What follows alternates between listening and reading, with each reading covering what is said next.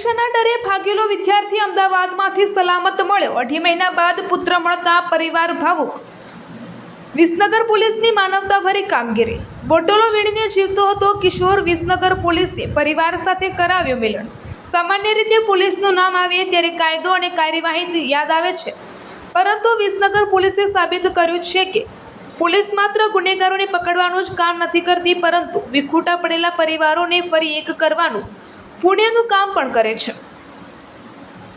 વિસનગરની આદર્શ હોસ્ટેલમાંથી ગત 27 ફેબ્રુઆરીએ ભેદી સંજોગોમાં ગુમ થયેલો ધોરણ 9નો વિદ્યાર્થી આખરે અમદાવાદમાંથી સહી સલામત મળી આવ્યો છે। પરીક્ષામાં નાપાસ થવાના ડરે આ બાળક હોસ્ટેલમાંથી કોઈને કહ્યા વગર નીકળી ગયો હતો અને સીધો અમદાવાદ પહોંચી ગયો હતો। ચોંકાવનારી બાબત એ છે કે 2.5 મહિના સુધી આ બાળક અમદાવાદના ગીતા મંદિર વિસ્તારમાં પ્લાસ્ટિકની ખાલી બોટલો વીણી પોતાનું ગુજરાન ચલાવતો હતો। રાત્રે બસ સ્ટેન્ડના સ્ટેરૂમમાં અને પ્લાસ્ટિકના કોથળાઓ વચ્ચે સૂઈ દિવસો પસાર કરતો હતો।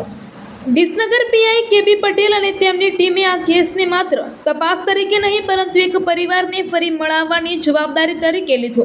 સીસીટીવી, સોશિયલ મીડિયા, બાતમીદારો અને વિવિધ શહેરોમાં સતત તપાસ બાદ આખરે કાગડાપેટ પોલીસની મદદથી બાળકને શોધી કાઢવામાં સફળતા મળી। જ્યારે વિસનગર પોલીસ સ્ટેશનમાં બાળક પોતાના પિતાને મળ્યો ત્યારે ત્યાં હાજર દરેકની આંખો ભીની થઈ ગઈ હતી। પરિવારજનોએ વિસનગર પોલીસનો હૃદયપૂર્વક આભાર વ્યક્ત કર્યો હતો। ખરેખર આ ઘટના માત્ર પોલીસની કામગીરી નહીં, પરંતુ માનવતા, સંવેદના અને ફરજ પ્રત્યેની નિષ્ઠાનું જીવંત ઉદાહરણ બની છે। બાળક ગુમ થવાની ઘટના કેવી રીતે બની હતી અને એમાં તમને સફળતા કઈ રીતે મળી? તારીખ 27/2/2026ના રોજ ચૌધરી ક્રિસ વિજયભાઈ, જે અહીંયા આદર્શ હોસ્ટેલમાં રહી ધોરણ 9માં અભ્યાસ કરતો હતો, 27 તારીખના રોજ એ અહીંથી હોસ્ટેલમાંથી કોઈને કહ્યા વગર પોતાની બેગ લઈ અને નીકળી ગયેલો। એ નીકળ્યા બાદ એને અહીંયા એના જે એકાઉન્ટ હોય એમાંથી 500 રૂપિયા ઉપાડેલા।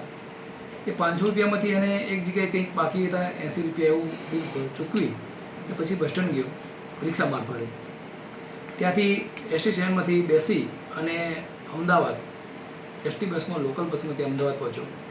અમદાવાદ ગીતા મંદિર ઉતર્યો અને ત્યાં બસ સ્ટેન્ડ પર જ ત્યાં છૂટક કામ કરી અને ત્યાં જે રહેતો ને ત્યાં જ જમતો। ગુમ થયો ત્યારથી આપણને મળી આવ્યો ત્યાં સુધી ત્યાં એક જ જગ્યાએ રોકાયો વિસનગર, ત્યાં ગીતા મંદિર। આપે કેવી રીતે એની શોધખોળ કરી હતી, કેટલી જગ્યાએ તપાસ કરી હતી ને કેટલો સમય તપાસ કરી હતી, કેટલી ટીમો બનાવી હતી?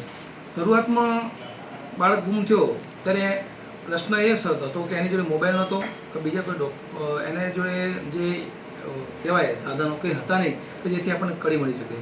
તો અમે શરૂઆતમાં સીસીટીવી ચેક કર્યા, તો એ સીસીટીવી ચેક કરતાં અહીંયા લાવારી સુધી એ સીસીટીવી દેખાયો। બાદ આગળ કોઈ સીસીટીવી ન હોય ત્યાંથી કોઈની ભાળ મળી કે કઈ બાજુ ગયો। તેથી અમે શરૂઆતમાં તમામ અનાથ આશ્રમ, તમામ સંસ્થાઓ, રેલવે સ્ટેશન, ધાબા, ત્યારબાદ જે ટ્રાવેલ્સ એસોસિએશન કરું ત્યાં દરેક જગ્યાએ તપાસ કરી। ત્યારબાદ અમે સફળતા ના મળતા કે જે સીઆઈડી ક્રાઇમમાંથી જે બાળકો ગુમ થયા હોય તેની ડેટા માહિતી મંગાવી, ત્યાં તપાસ કરી।